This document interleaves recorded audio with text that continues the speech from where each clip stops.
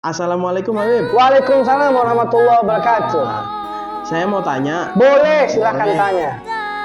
sholat sunnah yang harus dilakukan sebelum sholat subuh itu sholat sunnah qobliyah atau sholat sunnah fajar? Sama aja, itu hanya penamaan. Bisa qobliyah, bisa fajar. 2 rakaat sholat sebelum sholat subuh, namanya bisa fajar, bisa qobliyah. Itu lebih baik daripada dunia serta isinya. Kan banyak tuh konten-konten orang paling kaya dulu siapa orang? Iya. Antum tahu nggak siapa orang terkaya paling di dunia? Itu orang yang tidak pernah meninggalkan 2 rakaat sebelum sholat subuh atau qobliyah atau fajar. Itu nama saja. Nama saya.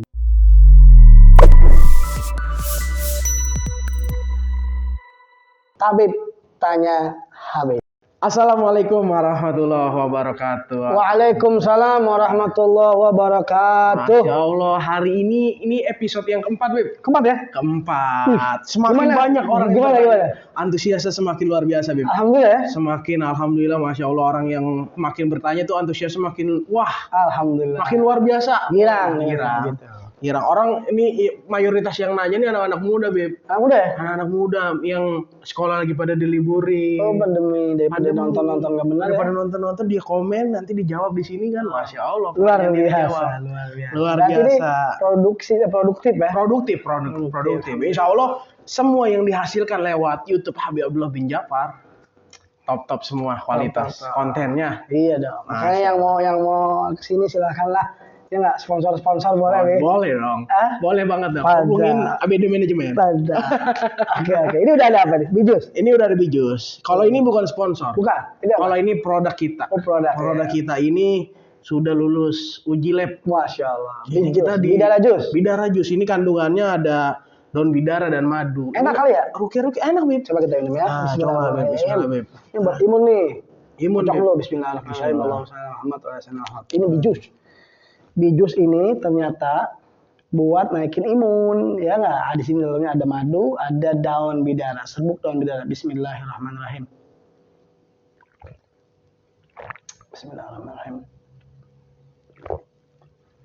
Enak, Bi. Enak, Beb. Apa ada pepet dikit tapi ada manisnya. Manis ya, kan manisnya dari madu. Pahit-pahitnya dari daun bidara.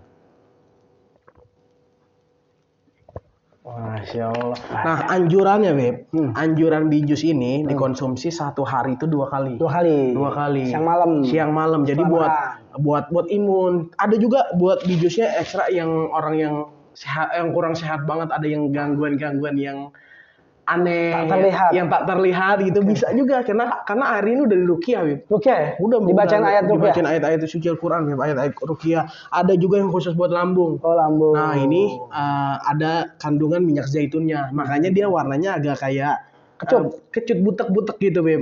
Kadang kalau ditaruh di pendingin itu dia suka berkerang. Nah, berkeraknya ini bukan basi. Tapi minyak zaitun yang membeku.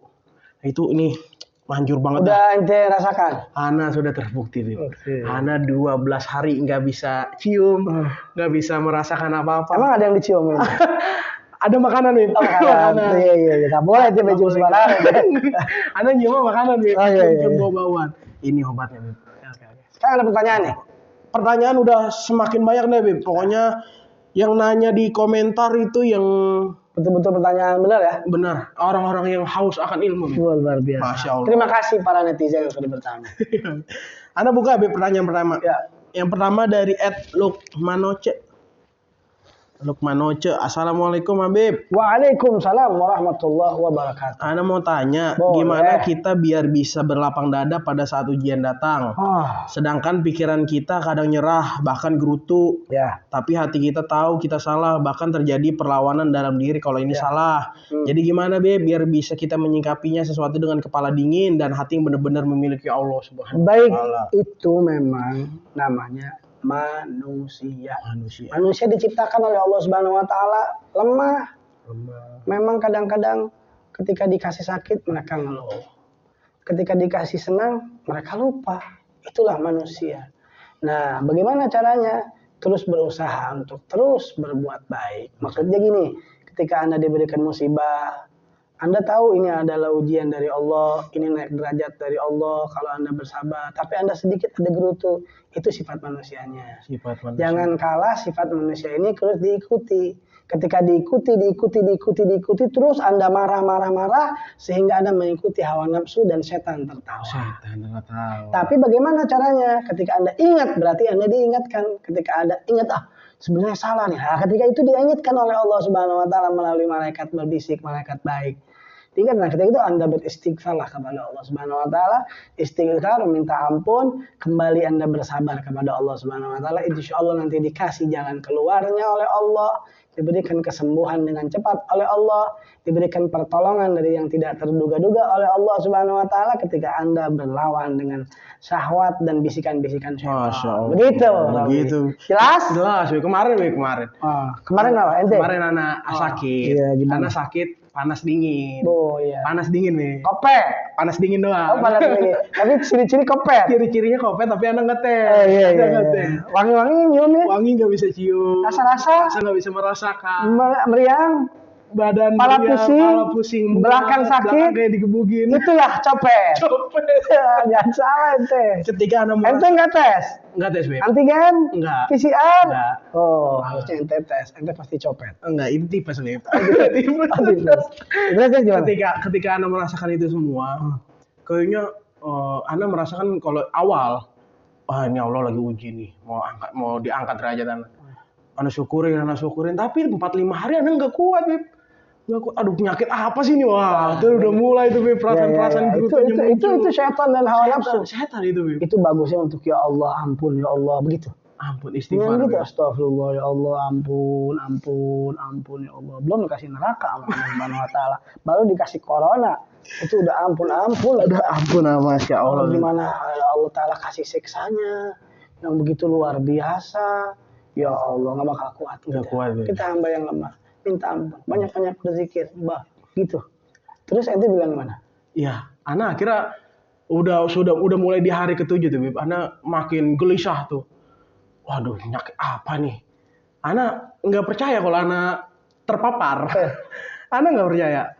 Ini apa? Ente berarti tim yang tidak percaya? Anak tidak percaya tapi tidak meyakini. Percaya tapi tidak meyakini. Gimana caranya itu mendefinisikan percaya tapi tidak meyakini?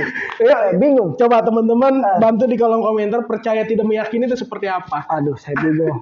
Percaya ada tapi tidak meyakini kalau saya terpapar gitu. Oh, gitu. Aneh aja. Makanya Ana bilang tadi situ takdir. Ana berapa lihat video-video di Instagram, kemudian komen-komen atau video lah kebanyakan.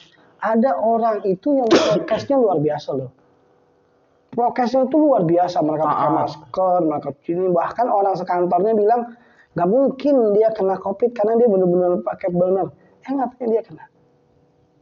Jangan jauh-jauh. Anak pribadi nih, anak 1 minggu 3 kali boxing. Jadi merasa itu diri perasaan udah sehat ini. Ngejaga imun. Terus juga pakai pakai masker juga, cuci tangan. Ya walaupun ketemu orang, tapi kan imun anak insya Allah kuat. Tapi ternyata terkena juga. Jadi jangan disepelekan. Jangan semua. Namanya penyakit akan masuk kepada siapa saja. Ya nggak. Jadi kita harus menjaga. Gitu. Benar menjaga, Beb. Jadi ketika 7 hari ente baru udah mulai gerutunya udah parah. Di hari ke-89 udah mulai anak syukuri. Karena sudah enak. Udah ikhlas. Karena juga ini sudah hilang. Sudah mulai agak berasa sakit-sakit, mualnya udah mulai nggak keberasa gitu, Beb. Baru bisa syukurin. Ternyata syukurnya itu ketika yang kita rasain sakitnya itu hilang. Itulah. Manusia, Beb. Harusnya ketika lagi sakit-sakitnya ya Allah ampun. Ana minta ampun hari pertama, hari kedua, Ana masih rasain nikmatin, ya Allah, ini ujian, ini mau diangkat derajat, anak husnuzon. Cuman di hari keempat, kelima udah mulai gerah juga tuh, Beb. Gerutu anak dari hati. Penyakit apa ini? Badan anak pada sakit, nggak bisa cium, nggak bisa makan nggak enak, serba semuanya. Enggak ada rasa. Anak coba makan Indomie goreng kan lezat tuh. Indomie goreng emang nggak boleh sebenarnya, tapi pengen ada nafsu, pengen pasti makan hambar. Bisa. Makan apa aja, Beb? Anak, Beb, sedoyan-doyan anak makan kebab. Emang itu tukang makan. Ana makan kebab biasanya, wah nikmat. Kebab apa tuh? Kebab Bang Robs. Oh, Bagro. Ada di Penekaren. Itu enak kamu tuh. Wah luar biasa. Luar biasa. Pokoknya mantep dah. Tapi waktu sakit gak enak? Pas begitu sakit, Bib, Ana makan kebab. Kan gado-gado, nggak ada yang Luar kerasa. biasa. Nggak ada yang kerasa. Makanya hati-hati semuanya, tolong dijaga. Ya kalau sudah dapat takdirnya, terimain, insya Allah dikasih jalan keluar oleh Allah. Gitu. Ya, insya Allah. Lagi nggak? Kita lanjut, Beb, pertanyaan selanjutnya. Ini pertanyaan yang kedua. Kedua pertanyaan dari @Aditya Loes 135. Wah, mantap nih.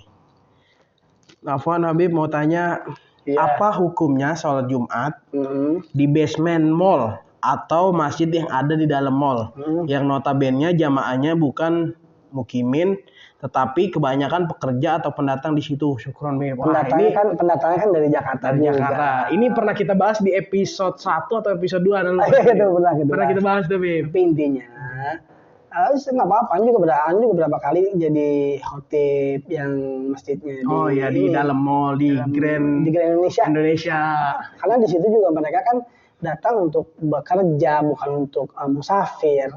Gitu. Mereka juga mukimin di mana mereka di Jakarta. Di Jakarta. Gitu. Seperti itu boleh silakan nggak masalah. Jadi Tapi kalau ada orang situ yang mau itu lebih baik lebih afdol lagi. Jadi bukan artinya mukimin itu bukan ahli wilayah ya, Beb. Tapi kalau PPKM begini sih tutup semua kayaknya. Tutup ya, Beb? Iya, tutup semuanya kalau PPKM. Iya, memang mall yang yang buka tuh rata-rata sampai jam 8 malam. Gitu, Beb. Jarang sampai malam itu. Selanjutnya nih, pertanyaan selanjutnya dari @PI465. Assalamualaikum Habib. Waalaikumsalam warahmatullahi wabarakatuh. Nah, saya mau tanya. Boleh, silakan tanya. Sholat sunnah yang harus dilakukan sebelum sholat subuh itu sholat sunnah qobliyah atau sholat sunnah fajar? Sama aja, itu hanya penamaan. Bisa qobliyah, bisa fajar. 2 rakaat sholat sebelum sholat subuh namanya bisa fajar, bisa qobliyah. Itu lebih baik daripada dunia serta isinya. Kan banyak tuh konten-konten yang mengatakan orang yang paling kaya di dunia siapa sekarang? Iya. Antum tahu nggak siapa orang terkaya paling di dunia? Itu orang yang tidak pernah meninggalkan 2 rakaat sebelum sholat subuh atau qobliyah atau fajar. Itu nama saja. Ente jangan nanya doang. Bilangin, kasih tahu. Ente kerjain. Jangan nanya doang. Ente kerjain. Sholat subuhnya jam 5:30. Gimana namun? Begini. Aduh. Tapi memang sering terjadi, Beb. Apa tuh? Sholat orang yang nanya itu belum bisa menjalankan. Nah, termasuk anak, Beb. Tapi yang penting ente sudah tahu ilmunya. Ketika ente bisa menjalankan, silahkan dijalankan. Gitu ya, Beb ya. Gitu. Masya Allah. Ini udah pertanyaan terakhir, Beb. Selesai. Udah selesai pertanyaan-pertanyaan dari netizen. Sudah selesai. Udah komplit semua di episode 4 kali ini. Alhamdulillah. Mudah-mudahan pertanyaannya bermanfaat. Amin. Jawaban-jawaban dari Habib insya Allah bermanfaat buat penanya, buat kita yang mendengarkan juga buat semua yang ada di sini insya Allah bermanfaat, jawaban juga bermanfaat. Ya begini sekarang lagi PPKM. Nggak boleh kemana-mana. Tonton podcast Habib Abdullah bin Ja'far Habab Podcast dan Tabib Tanya Habib. Jadi orang yang kita mau cari edukasi, mau cari ilmu bisa di Habab Podcast. Karena kan kita undang tuh narasumber yang inspiratif. Oh gitu. Iya, yang kita sharing sama dia pengalaman dia tuh seperti apa, pengalaman dia, cerita-cerita edukasi dia. Edukasi yang dia sampaikan tuh seperti apa dah. Terus teman-teman yang mau tanya di kolom komentar, nanti dijawab di Tabib. Gitu, ditanya Habib. Jadi insya Allah semuanya kita bacain komentar-komentar dari atas sampai bawah kita bacain. Walaupun 100, 200, 1000 tim yang bakal jawab satu persatu. Jadi nanti boleh tanya, nanti kita seleksi pertanyaan yang sopan, nanti kita rangkum di sini, kita jawab, kita nanya sama Habib, nanti Habib menjawab. Tidak hanya Habib saja. Enggak cuma Habib, nanti kita undang kiai juga, ustaz. Pokoknya ulama-ulama narasumber yang insya Allah bisa berbagi ilmu biar manfaat buat kita juga. Bagus. Terima kasih Habab Podcast. Terima kasih juga tabibnya, terima kasih semuanya. Mudah-mudahan bermanfaat buat antum semuanya yang mendengar dan juga mengikuti daripada yaitu acara ini sampai selesai. Masya Allah. Oke, kurang lebih gitu aja Beb ya, kita tutup ya. Sampai jumpa di episode-episode selanjutnya. Di episode yang akan datang, episode 5, 6, 7, dan ribuan episode lagi ya Beb. Insya Allah, amin. Insya Allah. Yang penting ada sponsornya. Ada aja. Insya Allah. Ada. Kamu Ini Beb, ini sponsor kita dari sebelum ada Tabib. luar biasa. Luar biasa. Masya Allah. Karena nih Beb, di sini dari Ajwa ini kita hasil dari keuntungan kita 30%-nya kita serahin untuk umat. Luar biasa. Di mana bisa didapat Ajwa? Di ABD Store. ABD. Bahkan bukan cuman Ajwa, semua produk yang ada di ABD Store, 30%-nya kita salurkan untuk kepentingan sosial, Beb. Melalui apa itu? Melalui HAC Foundation. Luar biasa. Ada di nanti di bawah ini. Ada di bawah ini, pokoknya nanti semuanya ada di bawah ini. Rekeningnya juga ya. Rekening ada, semuanya, pokoknya kita mau kerja sama bisa. Kita mau donasi juga bisa. Gitu. Oke, kita tutup ya Beb ya. Kurang lebihnya mohon maaf. Assalamualaikum warahmatullahi wabarakatuh. Tabib Tanya saya Habib.